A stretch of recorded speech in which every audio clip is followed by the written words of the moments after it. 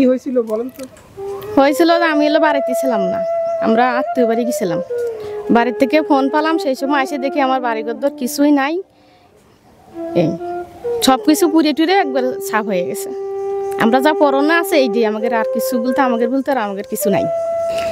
আমার বাড়িতে বেলা 4টার সময় আমি সাইকেলে থুইছিলাম, সেই সাইড থেকে আম্মা কি হয় আমার পাকঘরেতে আগুন ধরে গেছে।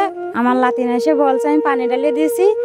আমার বাড়িতে সব কিছু পণ্যের সব আছে, আর দ্বিতীয় কিছু নাই, সব কিছু পুড়ে গেছে। আমরা অবদায় থাকি, 3 শতাংশ জমির ভার। আমার থার ভিতরে 2খান ঘরই ছিল, ভ্যান চালা খাই টুকটাক। এই ঘরের দান মান ছিল, চাল মাল ছিল, সব কিছু ছিল, সবই পুড়িয়ে শেষ। আর সমস্যা পাওয়া হইলো গাছের কাটিয়ে গেছিল, গাছ ফাড়িয়ে পাও ডুবে গেছিল। সংসারটা কিভাবে চলতো কথা?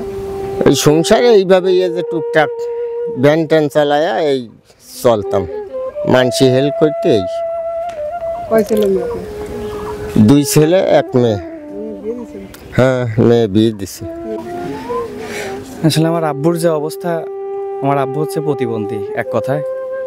সে যতটুকু পারে আনে, আর আমি আসি যতটুকু পারি সেটুকু করি। যখন যে পরিবেশ আছে এখন আসলে খাওয়া দাওয়া করার মতো কোনো পরিস্থিতি নেই, মাথা গোজার ঠাঁই তো নাই। যতটুকু জায়গা আছে এই অবদার উপরে থাকি, সরকারি জমির উপরে। এই হচ্ছে আমাদের পরিস্থিতি। আগুন তো ধরলো, নিভাইতেও পারেন না? না, আগুন ধরছে, আমি নিভাইতেও পারিনি, আমি বাইরে ছিলাম। ঠিক আছে, বাজারে গেছিলাম বাজার করতে, আর এসে দেখি যে বাড়িঘর সব পুড়ে ছাই, কিছুই নাই আর।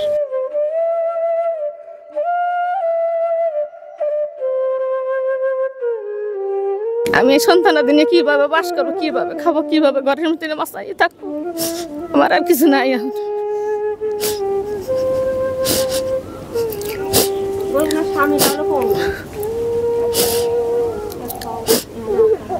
আমার স্বামীটাও পঙ্গু, আমার স্বামীটাও কাজকাম ভারী কাজকাম করতে পারে না, ওই হালকা পাতলা ভ্যান ট্যান চালানে তাই আমি খাই। আমার বড় ভাই গাছ কাটা কাজ করতো, গাছ কাটতে কাটতে ওই গাছের কুড়লির কোপ লাগে পাও কাটতে সে প্রতিবন্ধী।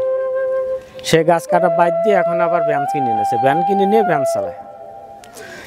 ভ্যান চালাছিল, এখানে এই ছাল ফাল ভোট নিয়ে ধরেন যে খাওয়া খুঁজছে, এখানে জমাইছিল। এখানে রবিবারের দিন হঠাৎ করে এরাও শ্বশুর বাড়ি নাকি জামাই বাড়ি গেছিল, আমরা কাজে গেছিলাম। এর ভিতরে ধরেন যে 4টে সাড়ে 4টের দিক এদিকে লাগে 3টে ঘর লাগে আগুন ধরে পুড়ে গেল। পরে পুরার পরে লাগে ফায়ার সার্ভিস আসার পরে লাগে আমরা জানলাম। যারা সহযোগিতা করার মানবিক ভাবে যারা সহযোগিতা করতে পারে, তারা যদি একটু আগে আসে, এই পরিবারটা হলো বাঁচতে পারবে। নাই খুবই অসহায়ভাবে দিনও পথ তাদের চলতেছে। এখন এই আপনাদের কাছে অনুরোধ এবং দেশবাসীর কাছে এদের জন্য সহযোগিতা কামনা করতে।